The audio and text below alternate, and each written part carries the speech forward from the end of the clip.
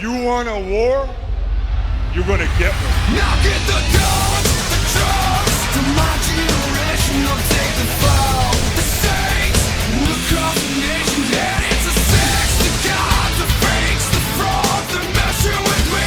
Come on, come on, come on, let's get it out. Move to the music, play that fucking music. Live through my music, yeah.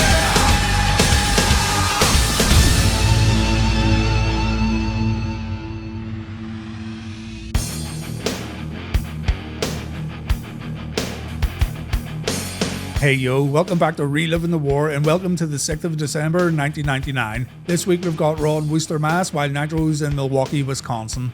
We're just about to wrap up 1999 with the first Monday Night TV battle of December, and once again we've got two jam-packed shows. The WWF presents Armageddon later in the week. If you want to see it early, along with the next episode of Reliving the War, remember to check out my Patreon page. I know you guys have been asking about the remixes and intro songs you hear on Reliving the War too, and full versions of those tracks are also uploaded exclusively for Patreon subscribers. This week we've got a jam-up family on Reliving the War. Yeah, an entire squad. Ray, Rachel and little Atreyu. Now Rachel confirmed to me that Atreyu does not watch Reliving the War, probably because of my potty mouth, but the kid is NWO for life, so it's all good. Rachel and Ray have also gotten into the Thunder in Paradise series on my channel and they enjoy the adventures of Captain Jack Brotherdude. So thanks very much guys, I appreciate the email and I hope you've put Atreyu to bed because it's time to get your brain melted with the first hour of Monday Nitro. Double J was scheduled for an interview with Mean Gene Okerlund, but he decided to grab the mic from Gene and go into business for himself. Okerlund's services won't be needed. Jeff says he's the chosen one, which I'm sure you all know by now. He says he doesn't need the powers that be, he doesn't need the outsiders. The only thing Double J needs is the WCW Championship. Dustin Rhodes has screwed Jarrett out of his destiny, apparently. So Double J wants to end Dustin's career at Starrcade in a bunkhouse brawl, a match invented by Dustin's daddy. Double J then issues an open challenge for tonight before turning his attention back to Mean Gene Okerlund. Jarrett threatens to hit Gene with his guitar, but Mike Tenay then walks down the ramp to get a piece of the chosen one. He says he's going to take matters into his own hands after what Double J did to him last week, but Jeff says he doesn't want to fight Tenay, he doesn't want a lawsuit. So he tells Mike to back off and accept last week's attack is nothing more than a misunderstanding. As soon as Mike turns his back, Double J launches an attack. Tenay gets put in the figure 4 and Goldberg has to run down to make the save. Billy Boy's all fired up tonight and we will be seeing these two again a bit later on. Schiavone announces a few matches we're going to see tonight. The Total Package gets a title shot against Bret Hart. Kevin Nash takes on Chris Benoit. We're going to see Scott Hall versus Sting. DDP returning to face Sid Vicious. And Roddy Piper's going to officiate an I Quit match between Creative Control and Roddy Piper. Interesting. Tony Marinara tells the boys that tonight's the night. Vito and Johnny must get their hands on Disco Inferno and Lash LaRue, or these two knobheads are going to face the boss tonight, the Dawn, the head of the table, Roman Reigns. Unfortunately, our two good fellas get distracted again when they bump into the Nitro guards playing poker backstage. Of course, the boys join in and they get a game of strip poker going while poor Tony gets caught by Disco and Lash. Tony gets tarred and feathered while Vito and Johnny have a tough time at the poker table. So I think it's time for the Dawn to step in and take over. The family's looking like a bunch of chumps. Fit Finley's trying to convert Brian Knobbs from a complete tit to a member of the IRA. If Knobbs wants to be a man, he has to go through Fit's grueling outdoor training camp and soon he might even learn how to throw petrol bombs and kneecap people. Green Bay Packer cheesehead Norman Smiley comes to the ring, and seeing as that yellow belly Fit Finley isn't here tonight, he issues an open challenge for the hardcore belt. Rhonda Singh accepts this challenge, and the first portion of the match featured Norman getting hit with trash cans, bacon trays, and kendo sticks. Finally, he had enough and the crowd popped when he hit Rhonda with a trash can shot, but she came back with a few corner splashes. Screaming Norman desperately wanted to wiggle all over Rhonda, but he got blasted in the face instead with a fire extinguisher. Though in the end, Norman was able to retain his hardcore belt. The table spot in the corner gave me a good laugh, and yes, I did replay this about 20 times. Backstage, the Maestro's having a little trouble with his piano. One of the keys is out of tune. So he has a quick look at what's going on before an unwelcome psychopath shows up to cause trouble. Now that your daddy's gone, you walk around here thinking you are someone. But David Flair, you could have had it all. But the unfortunate truth is you suck big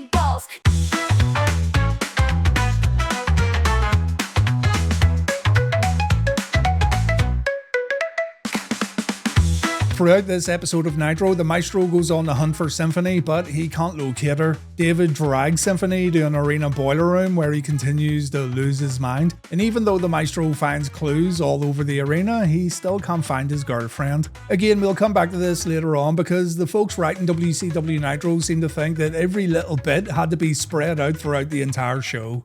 So, apparently tonight, Juventud Guerrero was set to drop the IWGP Junior Heavyweight Championship back to Jushin Liger, but he got himself arrested for driving under the influence. Fucking bad boy. So, Psychosis took Juvi's spot after he attacked La Parka.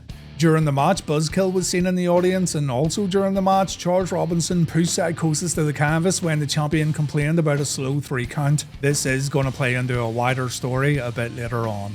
The match itself wasn't bad, though nothing to really write home about. It ended when Liger swiped his opponent and Psychosis fell into the ring ropes. The challenger then performed the Magistral Cradle, and Jushin Thunder Liger regains his championship belt. You have to ask yourself really if it was all worth it, and I'd say no it wasn't. La Parka attacks Psychosis after the match with a chair. He wants to prove himself to the powers that be, and this is his first step in doing so. By the way, I want to say hi to my one little fan out there. Hello, Smokey, my cat.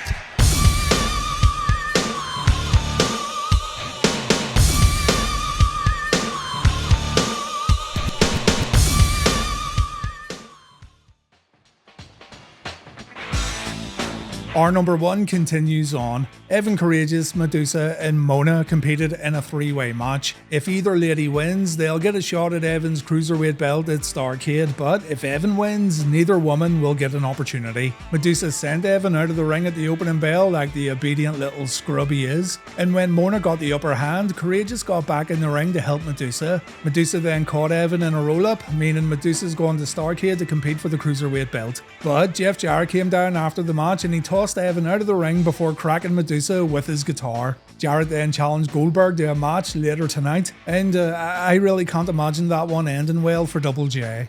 Vampiro took Oklahoma's cowboy hat, and Oklahoma wants to get it back by having a tag team match. He and Steve Williams versus Jerry Only in Vampiro.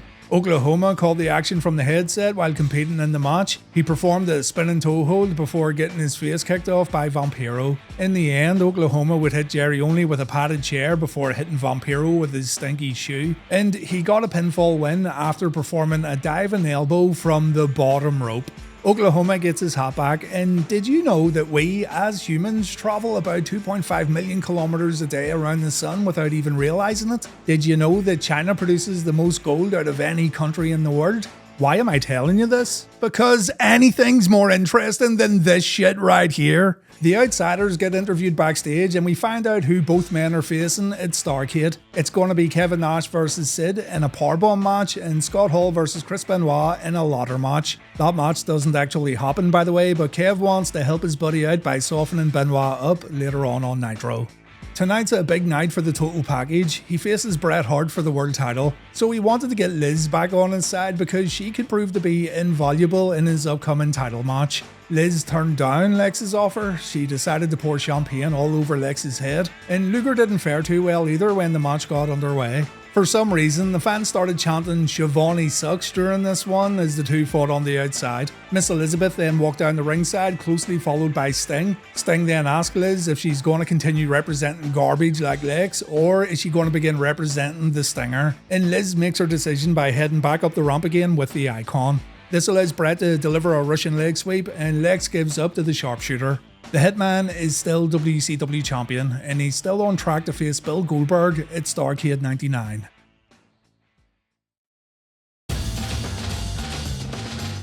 Raw opens up with a tag team match, the Outlaws versus Too Cool. On Nitro, the powers that be conduct a few meetings. The tag titles were on the line in this Raw match, and Billy Gunn thought he possessed a better rear end than Big Rikishi. Rikishi thought otherwise. The bell rings and we immediately see the worm from Scotty 2 Hotty, but BA gets back to his feet and he takes care of Scotty quite easily. Road Dogg comes in and the Grandmaster is able to hit him with a full Nelson facebuster after a blind tag, and fans are now seriously warming up to Too Cool acting like a pair of idiots. They cheer as Grandmaster Sexay goes on offense, and they cheer for his sick dance moves. Christopher forgot that the Road Dogg has some dance moves of his own, but Billy Gunn distracting the referee put the Outlaws at a disadvantage. Too Cool pull off the hip hop drop, but before they can win the match via pinfall, the Holly Cousins come down to launch an attack. Hardcore and Crash work alongside the Outlaws to put Too Cool and Rikishi down. Rikishi gets DDT'd on a chair while Scotty 2 Hotty takes a jackhammer, but Rikishi will get a chance at revenge later on when he faces Hardcore Holly one-on-one. Stephanie McMahon's arrived to Raw. Oh dear. She told Vince on SmackDown she wants to deal with this whole marriage situation her way, and we're going to see what she has planned a little later on too. Over on Nitro, Curt Hennig wants to get Curly Bill a job with the powers that be, but Russo doesn't want anything to do with him. Bill says he has a new gimmick name, that name being Shane, and this makes Russo change his mind. Russo says it's not as bad as Vincent, but it is still pretty bad. So Curly Bill's got a new job and he's going to get paid minimum wage. Rhonda Singh then walked in and she wanted some sort of opportunity, but we cut the commercial break before finding out what that opportunity is. We come back to see La Parka in the office. Russo says, Skeletor, I like your style. So La Parka gets hired as Russo's official chairman. He's going to stand in the corner, and the moment Russo cracks his knuckles, La Parka has to start swinging. Next up, it's Harlem Heat, and Russo says he may have jumped the gun by giving these boys a hard time, so he's going to give them a tag team title shot at Starrcade 99. Booker T says it's about time, just as Russo cracks his fingers. That Vince Russo, eh? You couldn't trust him to take a shit in your toilet. Roddy Piper's arrived at the arena, probably looking forward to refereeing his own match. And then, a little later on, Larry Zbyszko was summoned to Russo's office. Zbyszko's been mainly seen on Thunder these days, and Russo wants to know why Thunder sucks. Brilliant way to sell your TV show right there, just tell everybody it's awful. Larry says the show's filled with, and I quote, Mickey Mouse B players. So Russo says he's going to send the main eventers to Thunder this week in an effort to make it good. That means I'm going to have to check out Thunder this week to see what happens, and you know what, I'll cover it after Armageddon for you guys. Wouldn't want to miss out or anything, you know, I'm sure it's going to be brilliant. Russo also says the commentary team sucks on Thunder. Zbyszko takes exception to this, so Russo ends up booking a Larry Zbyszko vs Curt Hennig match for Nitro tonight. If Larry wins, Russo and the powers that be have to leave WCW for good.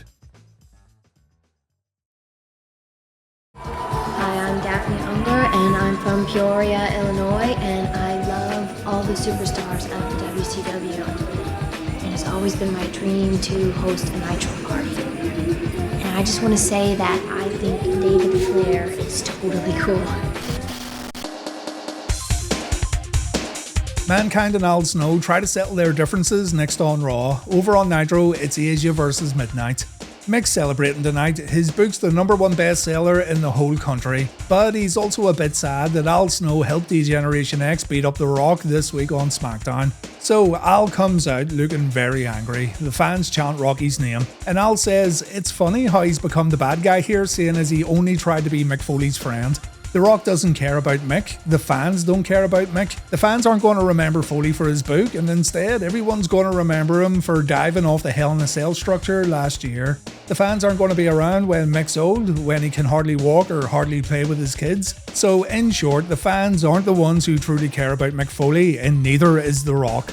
Foley says Al might be his best friend, but Mick has other friends too. He admits that he likes being part of the Rock and Sock Connection, who, by the way, face the Outlaws this Sunday at Armageddon. But Al remains adamant here. He says he won't let the King of the Deathmatch become a laughingstock. Yet Mick says he stuck around Rock for 3 main reasons. 1, he liked it. 2, The Rock liked it. And 3, the people liked it. The Al Snow and Mankind tag team sucked, according to Foley, so Al says he's going to get himself a new tag team partner later tonight to face the Rock and Sock Connection live on Raw. Mick doesn't really want to fight Al, but he knows The Rock wants to.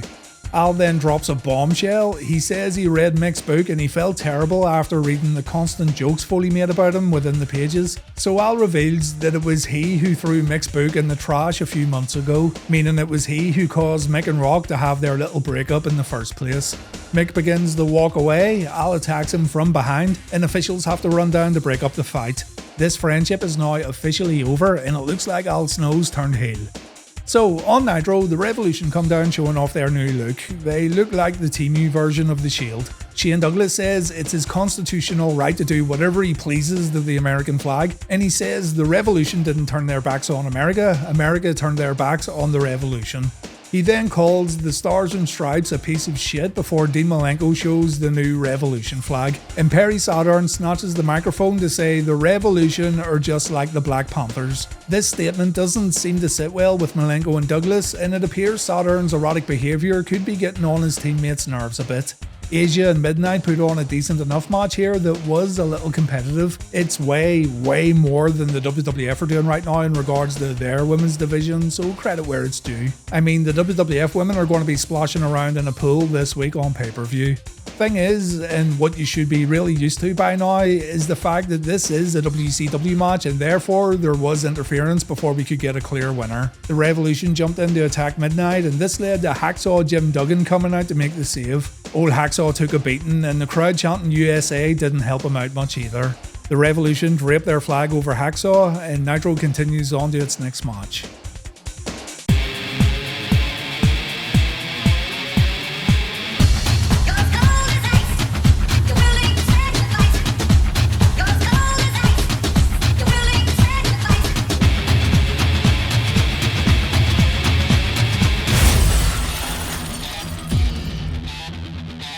On Raw, it's the Hardy Boys versus Steve Blackman and Kurt Angle. On Nitro, Roddy Piper takes on Creative Control in an I Quit match.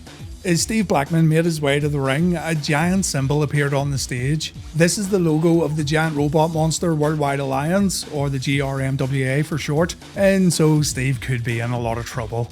Kurt Angle noticed this and he decides to make Blackman an offer. Steve should close the Mavug Dojo and join the Olympic Dojo. That way, these two heroes can take down these robotic heathens and save the world together. Steve doesn't need any help, as you well know, but he is interested in learning more about this Olympic Dojo. So he decides to join up so he can steal their highly classified documents and gain intel about a rival dojo located somewhere in Pennsylvania.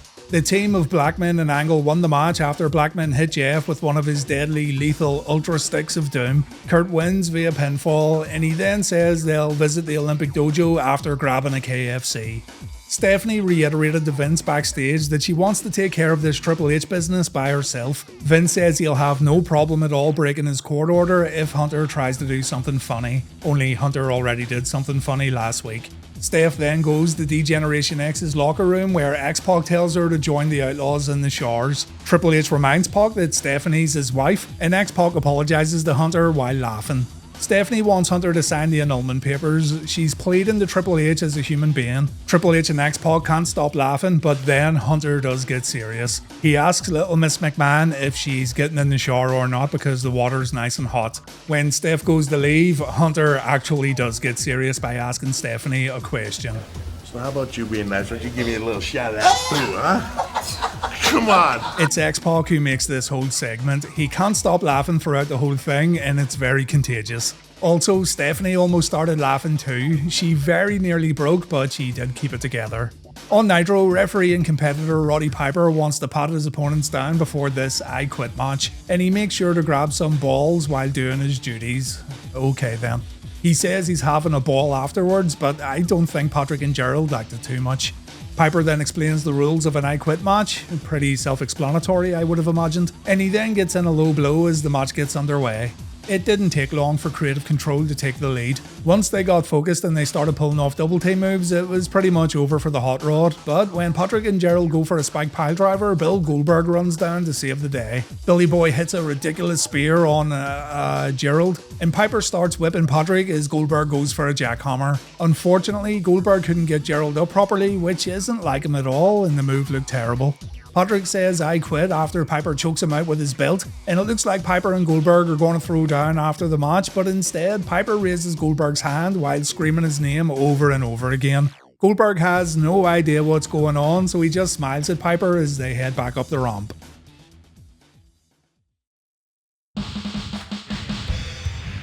We're going to get through these next matches quickly because we have quite a big promo to get through on Raw in just a moment.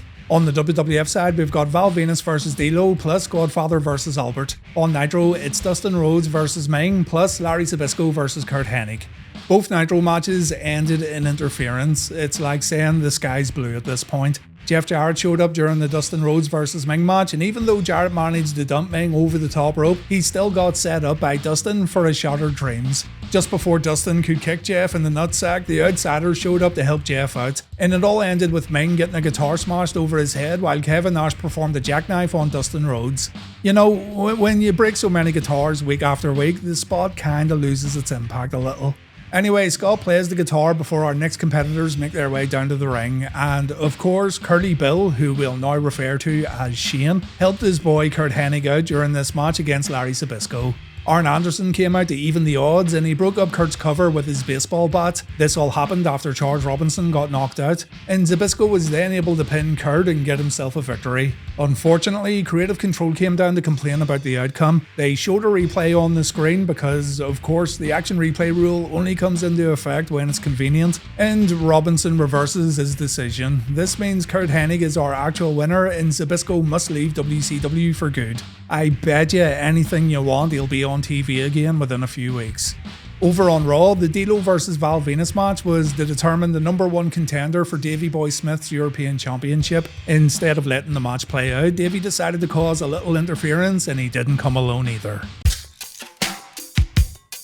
Have you ever had sex? I haven't felt great. It felt so good when I did it with my penis. A girl let me do it. It literally just happened. Having sex can make a nice man out the meanest. Oh, hey. The referee calls for the bell, saying as both D'Lo and Venus are getting attacked, and this would lead to the European Championship match at Armageddon becoming a triple threat encounter. Rodney also pulled off a blockbuster because he's an absolute madman and the greatest wrestler in the world. Godfather then had a match against Prince Albert, and instead of losing clean in no time at all like last week, the Godfather was able to beat his opponent after around 3 minutes of action. Albert fell victim to the Hoe Train, and Godfather won via pinfall. Godfather teams up with Mark Henry this week for a tag team battle royal at Armageddon, while Albert isn't booked on the show, though he will get involved in the WWF title match. Triple H addresses his marriage next on Raw. On Nitro, it's Kevin Nash versus Chris Benoit. Scott Hall brought a ladder to the ringside area, and he grabbed a headset so he could commentate during the match. Tony Schiavone asked if the ladder was only here so Scott could get a good look at the action, and Scott said Tony knows it isn't because he looked at tonight's format. It is kind of funny, but still, Scott's just completely giving away what's going to happen because he just doesn't care. Heenan also incorrectly thought Sting was in a ladder match tonight against Scott, and Scott said he'll have whatever Bobby's been drinking. Benoit gets the crossface locked in, so Scott uses the ladder to knock the referee out. It was in the format, guys. Benoit's able to take care of both outsiders momentarily, and he drop kicks the ladder into Kevin Nash. He then goes upstairs for a diving headbutt, but when Scott gets in the ring, Chris opts for a diving crossbody instead. The numbers catch up to Chris though, and he ends up taking a big boot from Kev, followed by a jackknife powerbomb. Scott then goes for the outsider's edge onto the ladder, but Big Sid Vicious runs down to save Benoit. Not only are we seeing loads of interference tonight, but the referees have been taking a beating too. This is going to play into our Nitro main event featuring Goldberg and Jeff Jarrett.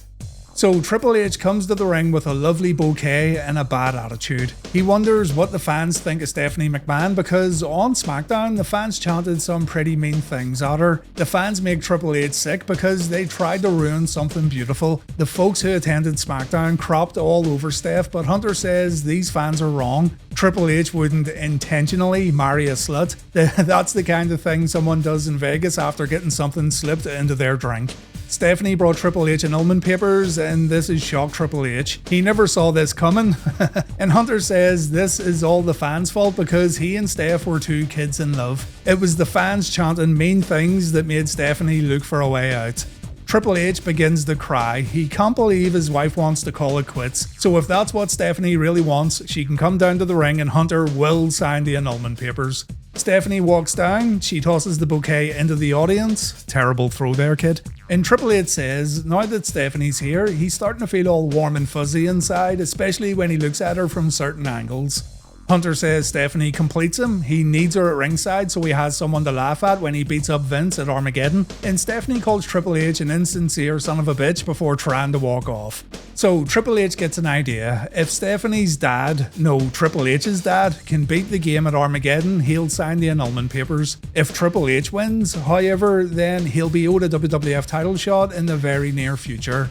Stephanie can make this happen. She has stroke around here, a lot of stroke around here, but Hunter needs to hear it from Vince. If there's a deal to be made here, then Vince has to come out and confirm it. Vince comes out, Triple H reminds McMahon about the restraining order. As a family member, Triple H gets embarrassed when Vince gets arrested every week, so he sends McMahon back up the ramp a little. McMahon accepts the new match provisions. The marriage will end after Vince kicks Hunter's ass from heaven all the way to hell. Vince is going to bring a new match contract to SmackDown for Hunter to sign, but Hunter prefers to seal the deal the old-fashioned way with a kiss. Vince has a very weird reaction to this, and he acts like his legs are cemented into the ground as his daughter takes a lip lock from the game. But he heads backstage where Mankind offers him some assistance. Mick Foley knows a thing or two about hardcore matches, and he'd be more than happy to help Vince out. Fantastic promo here though. Triple H was pretty funny, and it didn't feel all that long, even though it was nearly 20 minutes.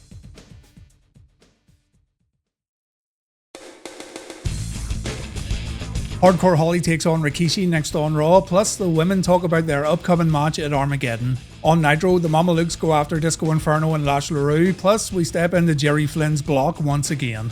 So Vito and Johnny lost the poker game, plus they saw Tony get tarred and feathered while watching a monitor backstage. They come out to the ring and they say they're tired of Disco and Lash making the family look like idiots. So they call the guys out for a fight, but instead they get the twins who set them up last week. Vito says these two are ugly, they stink, and the boys didn't want to sleep with them anyway. And that's when Disco and Lash attack Vito and Johnny from behind.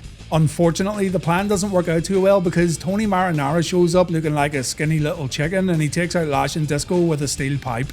This results in the family finally getting their hands on these two wise guys, and it all ends with Disco and Lash getting carried back up the entranceway.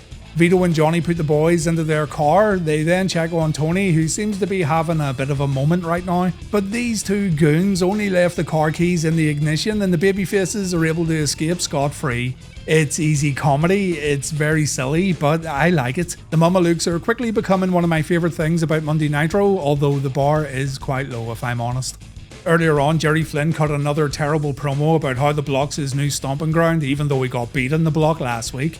This time, the Maestro walks into the block while looking for Symphony, and look at this, like 10 frames per second and a terrible video filter. This time Flynn knocks his opponent out, but once again he can't leave the block. David Flair appears and he bonks Jerry's head with his trusty crowbar. So that's 2 weeks in a row where Jerry Lynn with an F couldn't win his own speciality match. What a load of bollocks. Over on Raw, the Rikishi vs Hardcore Holly match went on for about 35 seconds. All it took was a belly-to-belly and a banzai drop to put Hardcore away. The highlight of this one was Brian Christopher trying to tell Jim Ross how to say sexy, and the Grandmaster also said, if you ain't cool like Hardcore Holly, then you're nothing but a mofo. Not even joking, that's what he said. BB then came out to talk about the Armageddon evening gown match, which has now been changed to a four corners contest, but she got interrupted by Ivory. Ivory makes fun of BB's mama jammas by saying she could feed the world with those things, and then Jackie comes out to talk a little trash too. When Jackie came out, the giant robot monster symbol appeared on the stage again, so clearly Steve Blackman and Kurt Angle are still eating KFC. The women wonder who the fourth competitor is in this upcoming four-way match at Armageddon, and that's when Chyna's music hits. It's not Chyna who's going to compete though, she's already got a match against Chris Jericho. It's Miss Kitty.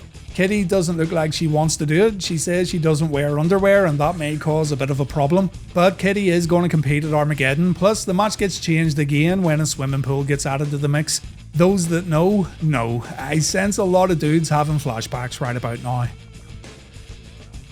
Kane and Test team up to take on Triple H and X-Pac. On Nitro, it's Scott Hall versus Sting. Nick Patrick's getting fed up with the interference tonight on Nitro. You and me both, mate. So anyone who doesn't have legal clearance to be at ringside in this upcoming match is not allowed to show up. Nick Patrick wants the referees to take the power back from this point on. So Kevin Nash comes to ringside with Scott, though the powers that be have appointed Kev as the guest commentator. And Miss Elizabeth comes to the ring with Sting because she's officially the Stinger's new manager. We saw Sting and Liz walking in the backstage area before coming to the ring. Good.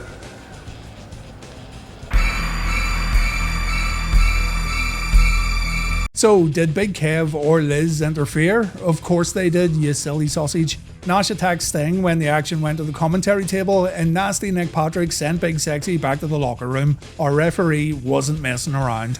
This didn't stop Elizabeth getting involved, but before that happened, the match Scott and Sting had here wasn't too bad. Scott focused on holds and moves, while the Stinger was a bit more focused on strikes. It looked like all hope was lost for Sting after Scott performed his fallaway slam, but that's when Liz got on the apron to spray mace in the bad guy's face.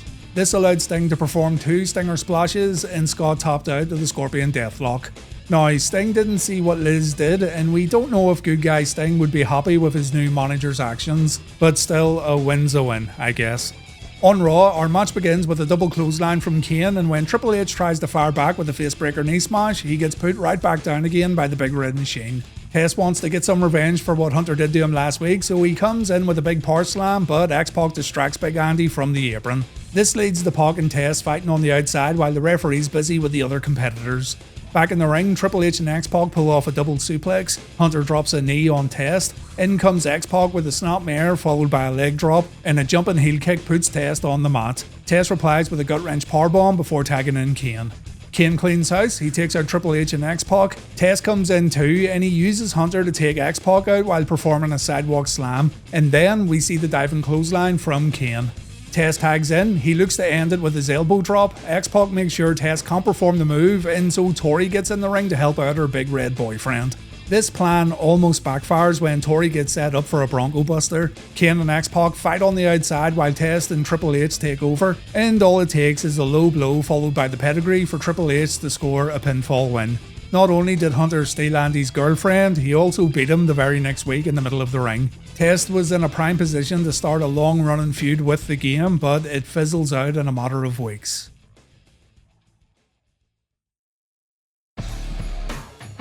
Our semi-main events feature the Big Show taking on Viscera, while DDP returns to take on Sid Vicious. Before the Nitro match, that glue bag David Flair dragged Symphony down to the ring, and he said the Maestro had about 10 seconds to come down and get his missus back. DDP walked down instead, and he drops David with a diamond cutter. Page then reveals he's going to face David at Starrcade, but he doesn't think much of the match at all. As a matter of fact, he's not happy with the powers that be, and he wants to address some rumours. Apparently, the fans thought DDP was leaving WCW and heading to the WWF, but Dallas says you leave with who brought you to the dance. He's loyal to WCW and he's not going nowhere.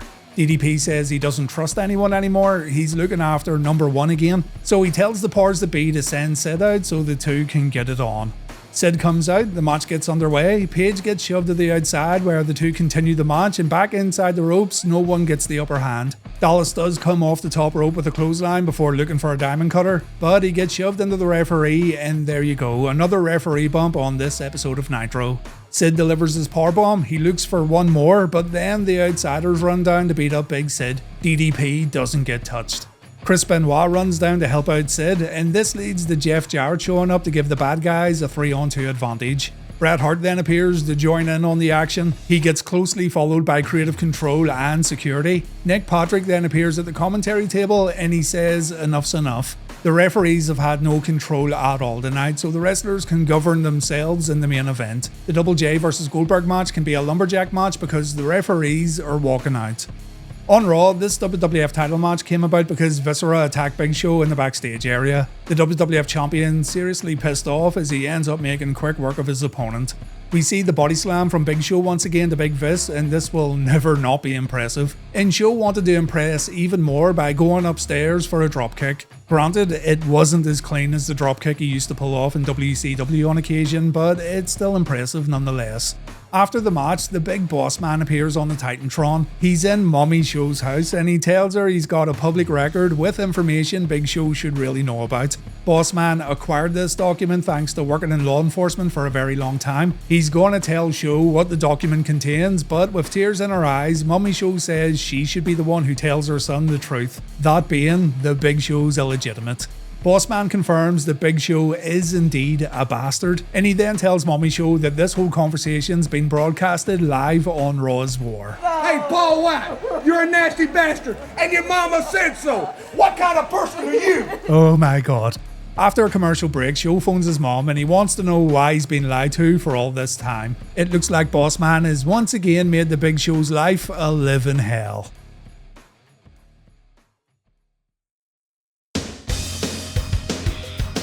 We end this week's show with the Rock and Sock Connection taking on Al Snow and a mystery partner. On Nitro, it's Goldberg versus Jeff Jarrett in a lumberjack match. So Goldberg dashes down to join the sheer chaos that is the Nitro main event, and in his eagerness to get in the ring, he only falls when jumping over the top rope. Top work, Billy Boy. The babyfaces clear the ring out before Roddy Piper shows up. He reminds everyone that he's a referee and therefore this match is going to take place as scheduled. Jeff Jarrett tries to get back up the entranceway, but he's stopped by, I have no idea. I had to wait for Shivani to tell me that these are a few dudes from the Green Bay Packers. Great. So Dustin Rhodes throws Jeff back in the ring, and here we go. Big shoulder block from Billy Boy. A Jarrett sunset flip gets countered with a punch to the head. Goldberg then catches Double J in the corner and he pulls off a big old power slam. Jeff tries to run away, the Lumberjacks get in a few shots, and this happens again when Jeff escapes a knee bar submission. Meanwhile, on the other side of the ring, Goldberg decides to beat up the heel Lumberjacks, and this leads to a massive brawl. When Billy Boy gets back in the ring, he takes a chair shot right to the head, but he still kicks out at one. To be fair, Piper counts pretty slow, so you can give it a pass. Jarrett performs a flying crossbody before locking in a sleeper. It goes all the way to the mat, and the babyfaces around the ring try to will Goldberg back into the match. Eventually, he breaks free by slamming Jarrett into the canvas, but the two bump into each other, and this gives Kevin Nash the opportunity to punch Billy Boy, something that Roddy Piper didn't take too kindly to. Goldberg then performs a standing sidekick. Nash then stops Bill from performing a spear. The bad guys then lay the boots in on the outside, but back in the ring, Bret hits Double J with the world belt, and this allows Goldberg to perform a spear. Absolute terrible camera work here from WCW. Our match ends with a jackhammer from Goldberg, Double J gets pinned, and we'll follow up from here when I cover the next episode of Thunder. If the main eventers are indeed showing up, then hopefully something good happens, though I won't hold my breath. So who's going to be Al Snow's mystery partner for the Raw main event? It's a random choice, but still a good choice. Y2J, Chris Jericho. Chris says it's an honour for Al to team up with the Ayatollah tonight. Snow found someone who hates Mankind and Rock as much as he does. Jericho does not care that Foley sold 1 million books because Jericho allowed the WWF to sell 1 million copies of The Music Volume 4, seeing as Chris's entrance song is the opening track. Chris wasted way too much time here though, so China showed up to get the main event underway. We get brawling around the ring and in the audience. When the match officially begins, The Rock lays the smackdown on Y2J and Mick then comes in to lend his partner a hand. Al Snow then comes in and he too gets wiped out. And even when Chris hits Rock from behind, it doesn't take long for the People's Champ to come back with a Samoan drop. Mick's in to hit his running knee strike. He then performs a baseball slide and Snow gets a chair kicked in his face. Unfortunately, Jericho wakes up here and he takes Mankind out, and this allows Snow to hit Mankind with that chair across the back. Back in the ring, Snow taunts his former best friend before hitting him with a hook clothesline. The heels then try a double dropkick spot that didn't work out at all. Finally, Mick gets the hot tag and the Great One comes in like a house on fire. And the match comes to an end when Rock delivers a rock bottom on the rampway to Jericho while Mankind puts Snow in the mandible claw. The New Age Outlaws show up to attack the Rock and Sock Connection, and for some reason this results in a no contest. The referee doesn't award the match to The Rock and Mankind. Inside the ring, the Rock and Sock Connection do manage to take out the New Age Outlaws, but the show ends with Al Snow hitting Mankind with head. These two have gone from best friends to bitter rivals, it would seem. And yeah, I do prefer this more than Mankind wrestling Val Venus every week.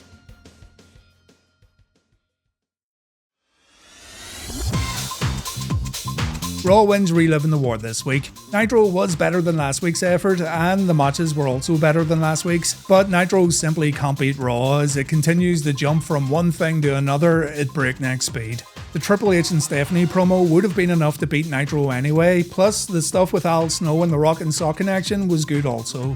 Raw's on 116 points, Nitro's on 76, and we've got 21 ties. In the TV ratings, Raw scores a 6.0, while Nitro scores a 3.0. Armageddon's up next. We'll check out all the matches that took place, including Kane vs X-Pac, The Big Show vs The Big Boss Man, China vs Chris Jericho, and of course, Vince McMahon vs Triple H. After Armageddon, I will take a look at that episode of Thunder, seeing as it's supposed to include all of WCW's big players. And hey, I haven't covered Thunder in a while, so it'll be good to check in. I did have a quick look at it, and yes, everyone's here, including Sting, Bret Hart, The Outsiders, and Bill Goldberg. So it's another full week of Reliving the War videos on Wrestling Bios, and I hope you guys come over to see what happens next. Thanks for watching, soldier. I'll see you all next time, and please take care.